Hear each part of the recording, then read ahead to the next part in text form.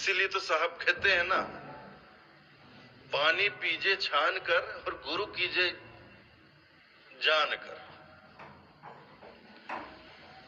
सदगुरु मिल गए, सही गुरु मिल गए, सही संत के शरण में गए, तब तो हमारा जीवन सफल हुआ। जो हमारी मंजिल हम पहुंच जाएंगे।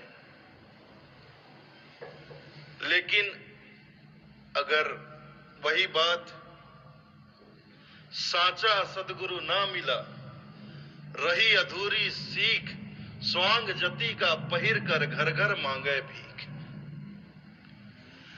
समाज में साधु संतों का बड़ा सम्मान है। संत भेष में जो भी नजर आते हैं, हम उनका आदर करते हैं, सम्मान करते हैं, उनकी पूजा करते हैं। तो कुछ स्वार्थी लोग इस बात का फायदा उठाने के लिए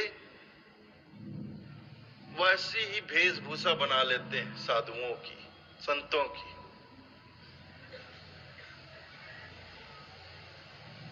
संत बनकर बैठ जाते हैं, गुरु बनकर बैठ जाते हैं। तो जब तक साचा सदगुरु, सच्चे सदगुरु ना मिले, तो रही अधूरी सीख। जब तक सच्चे सदगुरु हमें नहीं मिलेंगे, हम कभी सही दिशा में चल ही नहीं पाएंगे। हमारी सीख अधूरी रह जाएगी, हमारा सारा प्रयास असफल हो जाएगा। तो सदगुरु हमें चाहिए, और वो भी सच्चे सदगुरु चाहिए, वेशधारी नहीं चाहिए। देखिए, संत होना, साधु होना, ये गुण की बात है, वेशभूषा की बात नहीं। और जहां गुण की बात हो, वहां वेशभूषा कोई मायने नहीं रखता है, महत्व नहीं रखता है। कोई गुरु संत कोई ऐसी, अरे साधु कोई ऐसे ही बनता है क्या? बड़ी साधना लगती है इसमें। जब कोई अपनी साधना पूर्ण कर ले, साध ले, तब वह साधु होता है। केवल कपड़ा बदल लेने से कोई साधु हो जाएगा कि मतलब हम अपना पैंट शर्ट उतार दें, जीन्स उतार दें और उसके जगह पे धोती लपेट लें, धोती बांध लें, कमीज शर्ट की जगह में हम साफा लपेट लें, दाढ़ी बनाना बंद कर दे, बाल का, वो तो स्वाभाविक है, 4-6 महीने में बाल लंबे हो जाएंगे, दाढ़ी बढ़ जाएगी, या पूरा मुड़ा दे, बड़ी बड़ी कंठी मार, बस इतने से हम साधु हो जाएंगे?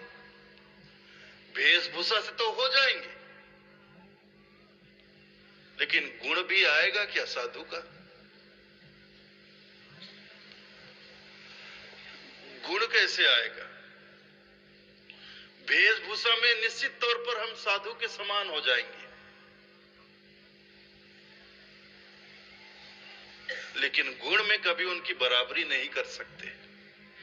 एक दोहा बोलते भी है, मुझे ठीक से ध्यान नहीं आ रहा है, भेख बराबर भेष है, भेद बराबर ना है। साहब कहते हैं भेख बराबर भेष, भेख कहते हैं संतों को, भेख कहा जाता है संतों को। तो भेख बराबर भेष है, बिल्कुल संतों के समान वेशभूषा है, लेकिन भेद बराबर ना है। लेकिन भेद बराबर नहीं है, अंदर गुण समान नहीं है। वेशभूषा समान है, लेकिन गुण समान नहीं है। तौल बराबर घूमची, मोल बराबर ना है। पर प्राचीन काल में कीमती वस्तु को, सोने को तौलने के लिए बाट वगैरह तो नहीं थे, तो घूमची का एक बीज होता, लाल रंग का बीज होता है, उसमें काली सी बिंदी होती है, उस घूमची के बीज से सोने की तौल की जाती थी। तो एक तरफ पलड़े में सोना है, दूसरे तरफ वो घुमची का बीज है, और पलड़ा, दोनों पलड़ा बराबर है।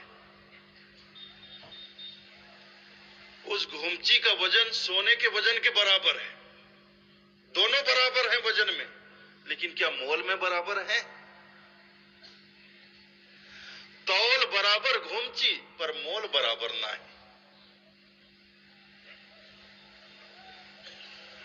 तो वेशभूषा से ही किसी की पहचान नहीं होती, गुण चाहिए। गुण का भेद है न्यारा न्यारा, कोई जानेगा जाननहारा। ये भी साहिब का वचन है, साहिब का एक पद है। इसमें बहुत से दृष्टांत साहब ने दिए हैं। सोई गजराज राजकुल मंडल जाकर मस्तक मोती, और सकल सब भार लदनवा महिषासुर के गोती। हाथी तो सभी एक समान नजर आते हैं। किसी भी हाथी को देखो तो सारे हाथी एक जैसे लगते हैं, लेकिन गज मुक्ता किसी विरले हाथी के मस्तक में ही होता है। हर हाथी के मस्तक पे गज मुक्ता नहीं होता, और जिस हाथी के मस्तक में गज मुक्ता हो उसकी अलग ही बात होती है, उसका अलग ही महत्व होता है। सोई भुजंग मणि जाके मस्तक मन उजियारा खेले, और सकल सावन के केचवा जगत पांव तर डोले।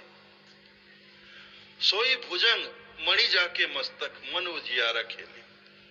सांप तो लगभग सब एक जैसे ही नजर आते हैं, लेकिन बिरले ही सांप के मस्तक में मणि होती है, जिसके प्रकाश में वह मगन रहता है, मस्त रहता है।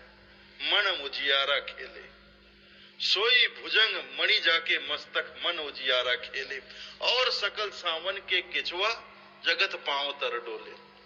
और बाकी सांप दिखने में तो वैसे ही दिखते हैं, लेकिन वो सब केचुआ के बराबर है। जो बारिश में केचुए निकलते हैं ना, हमारे पैरों के नीचे चलते रहते हैं कीचड़ में, बस वही जान लो हैं।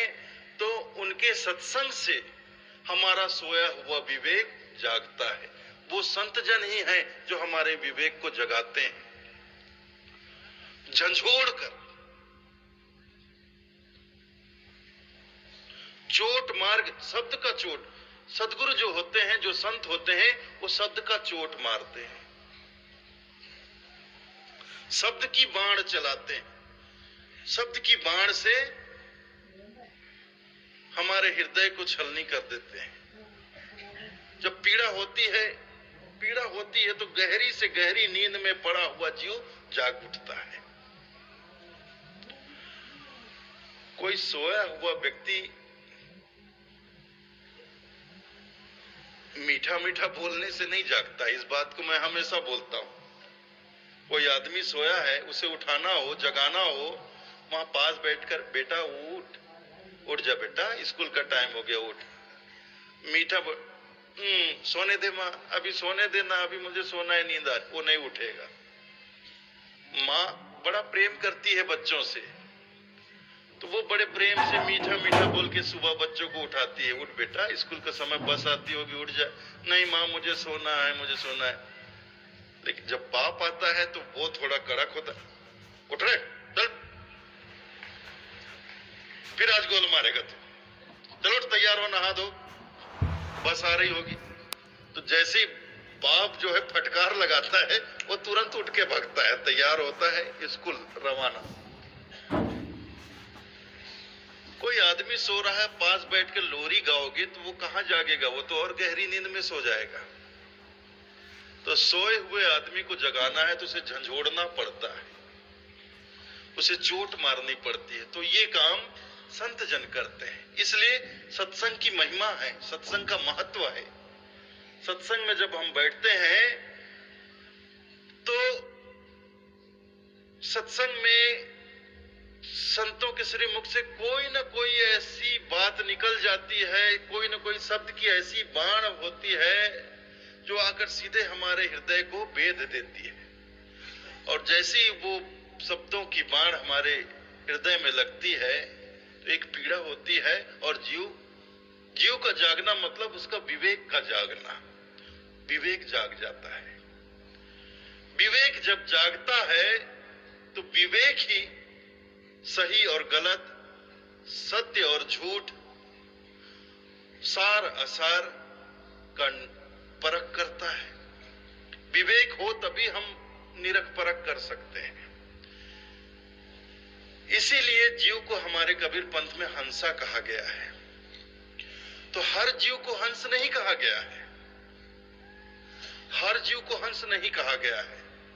यहां हमारे साहब के वाणी वचनों में जीव के लिए कागा और हंसा दोनों शब्दों का प्रयोग होता है। तो कागा साहब उसे कहते हैं जिसका विवेक सोया है, वो कागा है, और जिस जीव का विवेक जागा हुआ है वो हंसा है। और साहब तो धर्मदास जी को ये भी कहते हैं बहुजल में बहुकाग है, बहुजल में बहुकाग है, कोई कोई हंस हमार, कहे कबीर धर्मदास से खई उतारो पार। तभी हम सही संत की पहचान कर से उनसे अपनी लगन लगा पाएंगे, सतगुरु से लगन लगा पाएंगे। संतन के संग लाग रे तेरी अच्छी बनेगी, साहब कहते हैं संतन के संग लाग रे तेरी अच्छी बनेगी।